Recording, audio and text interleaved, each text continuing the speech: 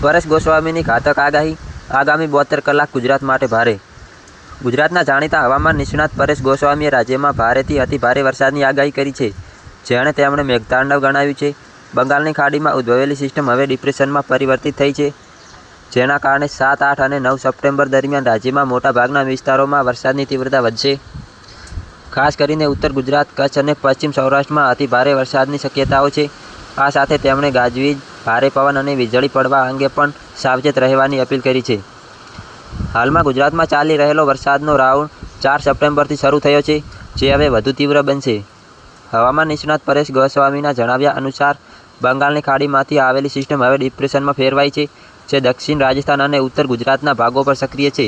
આ સિસ્ટમ અરબ સાગર સુધી ફેરવાયેલા રિયર ઝોનમાંથી પૂરતો ભેજ મેળવી રહી છે, જેના કારણે આગામી 3 દિવસ સુધી તે વધુ મજબૂત બનીને ભારેથી અતિભારે વરસાદ વરસાવી શકે છે.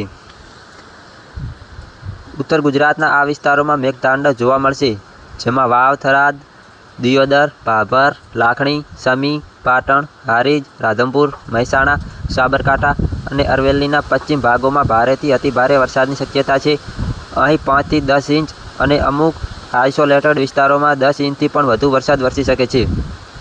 જ્યારે કચ્છ આ વર્ષનું સૌથી ભારે વરસાદનું રાઉન્ડ કચ્છમાં નોંધાયો છે. 7, 8 અને 9 સપ્ટેમ્બર દરમિયાન સમગ્ર કચ્છમાં સાર્વત્રિક વરસાદની શક્યતા છે. ખાસ કરીને રાપર, ખડીર અને વાગડ વિસ્તારમાં 2 થી 5 ઇંચ અને અમુક ગ્રામ્ય વિસ્તારોમાં 5 ઇંચથી વધુ વરસાદ નોંધાઈ શકે છે. સૌરાષ્ટ્રમાં પણ સાર્વત્રિક વરસાદની આગાહી છે. મોરબી અને સુરેન્દ્રનગર જેવા જિલ્લાઓમાં જ્યાં અત્યાર સુધી ઓછો વરસાદ હતો, ત્યાં પણ સારો વરસાદ પડશે. પશ્ચિમ સૌરાષ્ટ્રના દ્વારકા, જામનગર અને પોરબંદરમાં અતિભારે વરસાદની શક્યતા છે, જ્યારે 10 થી 12 ઇંચ કે તેથી વધુ વરસાદ પડી શકે છે. મધ્ય અને દક્ષિણ ગુજરાતના આ વિસ્તારોમાં પણ વરસાદ ચાલુ રહેશે, જેમાં અમદાવાદ, ગાંધીનગર, આણંદ, નડિયાદ, વડોદરા, કપડવંજ જેવા મધ્ય ગુજરાતના વિસ્તારોમાં મધ્યમથી ભારે વરસાદની શક્યતા છે. અહીં 2 થી 5 ઇંચ સુધી વરસાદ નોંધાઈ શકે છે.